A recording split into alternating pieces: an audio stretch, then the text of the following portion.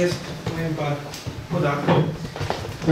Je zdaj tisto, kar je danes stanje, je 53 bolnikov s koronavirusom v kliničnem centru.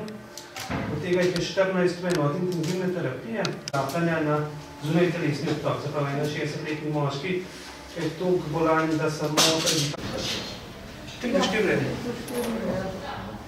Če pa že vnaprej znamo, da je pozitiven, gre pa direktno kliniko, razen če narab posega, pa imamo tukaj neka kirurška covid cona, se da oskrbi pa. Če bo november, Ponoči je bila zelo fejs.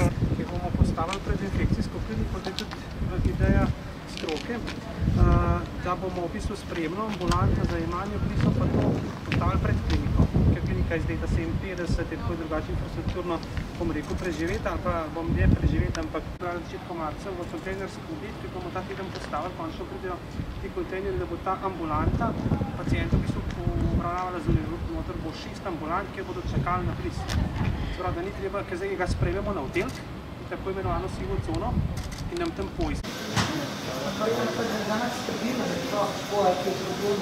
Mislim, je dobro, kardijalno še nič uslovilo, sicer sam nikoli ni še tegač bil infekcijski. Smo ga pričakovali. Ja, sam ni plus minus. Nemo da bom. Zdaj, vse ukrepe, ki jih je vlada sprejemala na podlagi mnenja stroke. Res pa je, da dolgo časa stroka v Sloveniji ni bila enotna.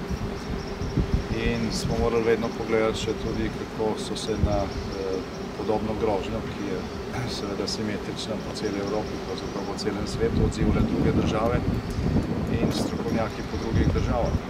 Nismo slepi, opazovali smo, kaj se dogaja po svetu in smo videli, kaj deluje in kaj ne deluje, kajti na veliko srečo Slovenija ni bila prvo žarišče v Evropi. Če bi bili, potem bi bila cena takšna, kot je bila v Italiji, kjer se je pač zamujalo z ukrepi. Torej da, vlada je absolutno upoštevala mnenje stroke. Rekel bom tiste stroke, ki je bila bolj na ravni zahteve časa. Če ste opazili, danes je celo Svetovna zdravstvena organizacija, ki je tukaj naredila ogromno napak. Od samega začetka spremenila mnenje glede nošenja zaščitnih mask in v zadnjih 2 tednih ne objavljajo popolnoma kontrastališča na svoji spletni strani, kot pa to je bilo to še januarja ali februarja. Ta situacija dokazuje, da se je takrat, ko nekdo nekaj priporoča ali pa celo ukazuje z neko avtoriteto ali države ali stroke in zdrava kmečka pamet pravi, da temu ni tako, zanesti bolj na zdravo kmečko pamet. Torej, zaenkrat nam gre zmerno dobro. Veliko zamud smo nadoknadili, vse še ne. Spremljamo intenzivno, kaj se dogaja v tistih državah, kjer so že mislili, da so epidemijo zajezili, pa je ponovno izbruhnila. Tudi po današnjem govoru z ljudmi iz prve bojne črte.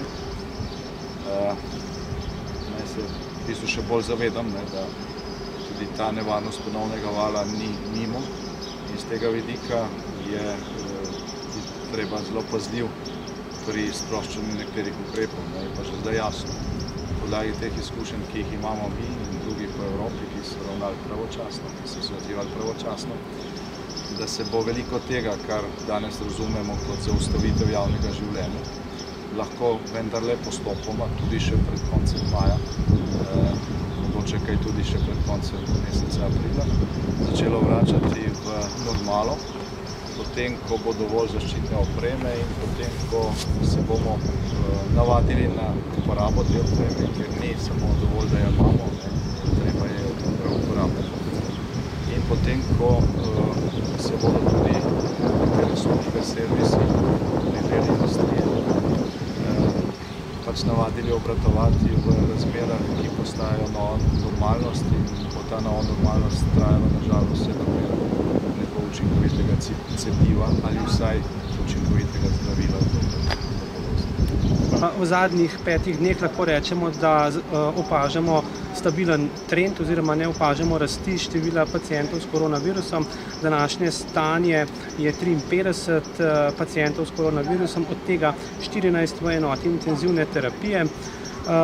Lahko povemo tudi, da je klinični center vrhunska ustanova in da izvajamo tudi postopke za ohranjanje življenja, ki presegajo samo predihavanje z umetnimi aparati, tako da danes bo tekom dneva tudi obravnavan prvi pacient na način, da ga bomo dali na zunajtelesni obtok, se pravi s koronavirusom, in res z najsodobnejšo tehnologijo v Sloveniji poskrbimo za naše paciente.